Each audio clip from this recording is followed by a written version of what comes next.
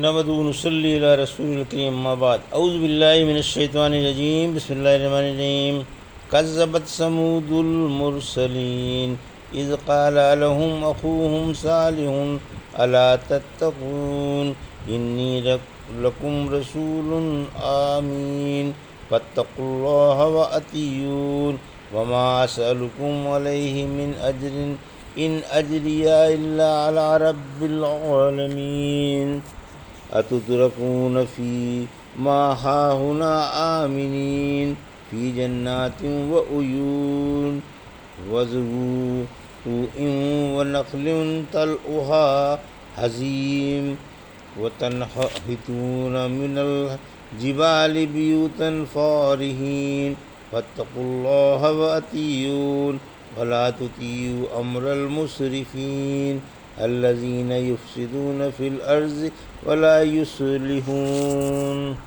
قالوا انما انت من المسحرین ما انت الا بشر مثلنا فأت بآیات ان کنت من الصادقین قال هذه ناقة لها شرب ولكم شرب يوم معلوم ولا تمسوها بسوء فيأخذكم عذاب يوم عظيم فعقروها فأصبحوا نادمين فأخذهم العذاب إن في ذلك لآيات وما كان أكثرهم مؤمنين وإن ربك لهو العزيز الرحيم۔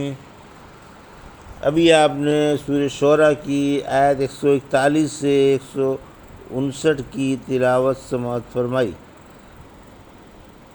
ان آیتوں کا ترجمہ اور تفسیر اس طرح ہے۔ کذبت ثمود المرسلین، آیت 141۔ اذ قال لهم اخوهم صالح الا تتقون، آیت 142۔ انی لکم رسول آمین، آیت 143۔ فاتقوا اللہ وأطیعون، آیت 144۔ وما اسألکم علیہ من اجر ان اجری الا علی رب العالمین، آیت 145۔ ترجمہ: سمودیوں نے بھی نبیوں کو جھٹلایا جبکہ ان سے ان کے بھائی صالح نے کہا تم اللہ سے ڈرتے کیوں نہیں؟ یقیناً میں تمہاری طرف ایک امین رسول بن کر آیا ہوں، اس لیے اللہ سے ڈر جاؤ اور میری اطاعت کرو، اور میں تبلیغ پر تم سے کوئی اجرت نہیں مانگتا، میری اجرت تو رب العالمین ہی ادا فرمائے گا۔ یہ تھا ترجمہ سورہ شعراء کی آیت 141 سے 145 کا۔ تفسیر: حضرت صالح علیہ السلام کا بیان، آیت 141 سے 145۔ ان آیتوں میں حضرت صالح علیہ السلام کا جو اللہ کے بندے اور اس کے رسول تھے بیان ہے کہ آپ کو آپ کی قوم سمودیوں کی طرف رسول بنا کر بھیجا گیا تھا۔ یہ خالص عرب تھے اور ہجر کے علاقے میں رہتے تھے جو وادی قرا اور شام کے شہروں کے درمیان واقع تھا۔ ان کی آبادیاں مشہور و معروف ہیں۔ ہم نے سورہ اعراف میں وہ حدیثیں بیان کر دی ہیں جن میں ہے کہ رحمت عالم صلی اللہ علیہ وسلم تبوک جاتے ہوئے ان کی آبادیوں سے گزرے تھے۔ یہ لوگ عادیوں کے بعد اور حضرت ابراہیم علیہ السلام سے پہلے گزرے ہیں۔ ان کے نبی حضرت صالح علیہ السلام نے ان کو توحید کی دعوت دی اور یہ فرمایا کہ دین کے کاموں میں میری اطاعت کرو، لیکن انہوں نے آپ کی بات ٹھکرا دی، آپ کو جھٹلایا اور آپ کی مخالفت پر اتر آئے۔ آپ نے انہیں یہ بھی جتا دیا تھا کہ میں اللہ کا پیغام پہنچانے پر تم سے اجرت نہیں مانگ رہا ہوں، میں تو اللہ کی رضا کے لیے کام کر رہا ہوں، وہی مجھے اس کا صلہ عطا فرمائے گا۔ پھر آپ نے انہیں اللہ کے احسانات و انعامات یاد دلائے اور فرمایا جیسا کہ آگے آ رہا ہے۔ اتترکون فی ما ہاہنا آمنین، آیت 146۔ فی جنات وعیون، آیت 147۔ وزروع ونخل طلعها حزیم، آیت 148۔ وتنحتون من الجبال بیوتا فارہین، آیت 149۔ فاتقوا اللہ وأطیعون، آیت 150۔ ولا تطیعوا امر المسرفین، آیت 151۔ الذین یفسدون فی الارض ولا یصلحون، آیت 152۔ ترجمہ: کیا تم یہاں والی چیزوں میں امن و سلامتی سے چھوڑ دیے جاؤ گے؟ ان باغوں میں اور ان چشموں اور نہروں میں اور ان کھیتیوں میں اور ان کھجوروں میں جن کے شگوفے مارے بوجھ کے ٹوٹے جا رہے ہیں، اور تم پہاڑوں کو تراش تراش کر ان میں یہ پرتکلف مکانات بناتے رہو گے۔ اللہ کے بندو، اللہ سے ڈر جاؤ اور میری اطاعت کرو، اور حد سے گزر جانے والوں کی بات نہ مانو، جو دنیا میں فساد مچاتے ہیں اور اصلاح نہیں کرتے۔ یہ تھا ترجمہ آیت 146 سے 148 کا۔ تفسیر آیت 146 سے 148۔ حضرت سمود کا روح پرور واعظ۔ آپ قوم کو واعظ فرما رہے ہیں کہ انہیں اللہ کے عذابوں سے ڈرا رہے ہیں اور اللہ کی نعمتیں یاد دلا رہے ہیں کہ اس نے تم کو بافراغت روزیاں دے رکھی ہیں، تمہیں امن و سلامتی عطا فرمائی ہے، تمہارے لیے باغات اگا دیے ہیں، نہریں بہا دی ہیں، غرض یہ کہ ہر قسم کی ضروریات زندگی سے نواز دیا گیا ہے۔ آیت 149۔ تم بڑی ہوشیاری اور مہارت سے چٹانوں کو تراش تراش کر گھر بناتے ہو، جن پر اتراتے اور ناز کرتے ہو۔ یہ لوگ نام و نمود کے لیے بلا ضرورت کے گھر بنایا کرتے تھے اور فن سنگ تراشی میں ماہر تھے۔ جنہوں نے ان کے تراشے ہوئے گھروں کا مشاہدہ کیا ہے، وہ ان کی فن کی مہارت و صفائی سے خوب واقف ہیں۔ آیت 150 سے 152۔ یعنی اللہ سے ڈر جاؤ اور ایسے کام کرو جس سے دنیا میں بھی فائدہ پہنچے اور آخرت میں بھی۔ اپنے رب کی عبادت کرو جس نے تم کو پیدا فرمایا اور روزی دی، اسی کی توحید کے قائل ہو جاؤ اور صبح و شام اسی کی پاکی بیان کرتے رہو۔ ان لوگوں کی بات نہ مانو جو حد سے گزر جانے والے ہیں، دنیا میں شرارت و فساد پھیلا رہے ہیں اور امن و پسند نہیں۔ یعنی اپنے ان سرداروں اور بڑوں کی بات نہ مانو جو تم کو شرک و کفر کی اور امن کی مخالفت کی طرف بلا رہے ہیں۔ قالوا انما انت من المسخرین۔ آیت 153۔ ما انت الا بشر مثلنا فاتی بآیات ان کنت من الصادقین۔ آیت 154۔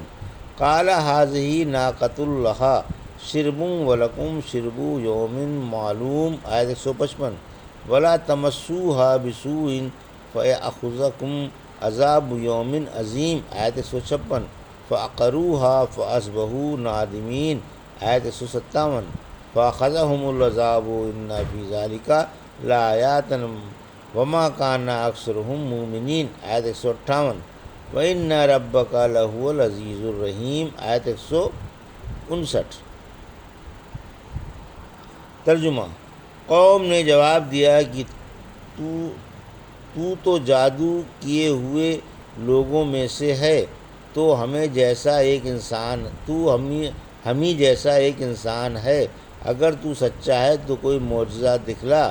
فرمایا یہ اللہ کی اونٹنی ہے، ایک دن اس کے پانی پینے کے لیے ہے اور ایک معین دن تمہارے جانوروں کے لیے۔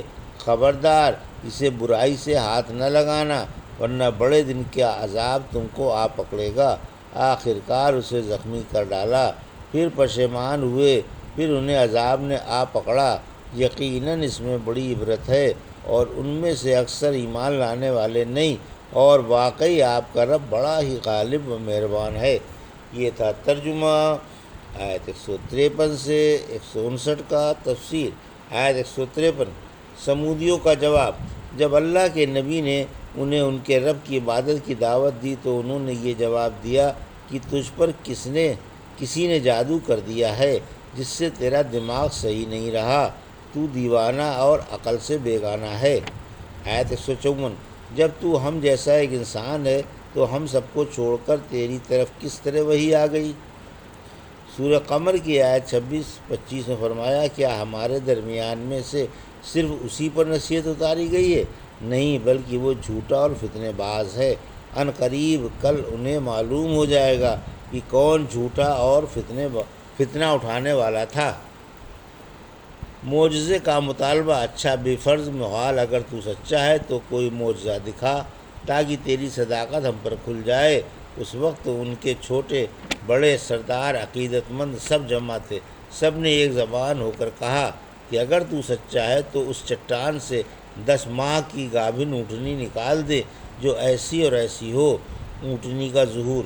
حضرت صالح علیہ السلام نے ان سے پکا عہد کرا لیا کہ اگر ایسا ہو گیا تو پھر تم کو ایمان لانا پڑے گا اور آپ کی پیروی کرنی پڑے گی۔ انہوں نے پکا اقرار کر لیا۔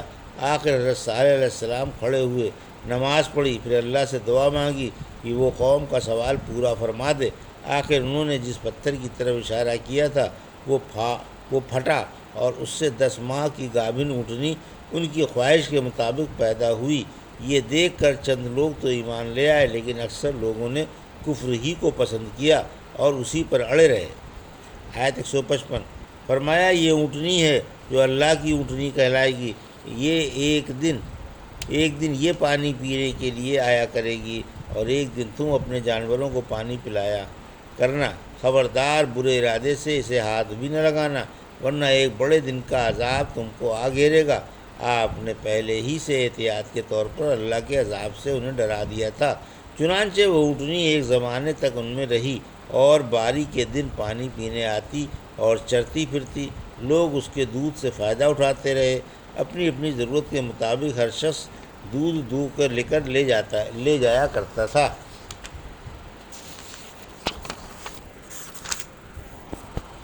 پھر جب ایک زمانہ گزر گیا اور ان میں ایک بے حد بدنصیب آدمی موجود ہوا تو سب نے اس اونٹنی کے قتل کرنے پر اتفاق کر لیا اور یہ طے پایا کہ اس کے پاؤں کاٹ دیے جائیں۔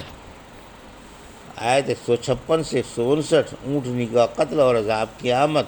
آخرکار ایک منحوس شخص نے اس کی کونچیں کاٹ ڈالیں اور اسے قتل کر ڈالا، پھر پشیمان ہوئے، مگر اللہ کے عذاب نے انہیں آ گھیرا۔ بڑا زبردست بھوچال آیا اور ایک دلسوز چیخ نے ان کے کلیجے ہلا دیے اور سب مرے کے مرے رہ گئے۔ ایسا عذاب آیا جس کا وہم و گمان بھی نہ تھا۔ سمودی اپنے گھروں میں گھٹنوں کے پر گرے رہ گئے۔ یقیناً اس میں بھی ایک بڑی عبرت ہے، لیکن اکثر لوگ ایمان کی دولت سے محروم ہی رہتے ہیں۔ یقیناً آپ کا رب سب پر غالب و مہربان ہے۔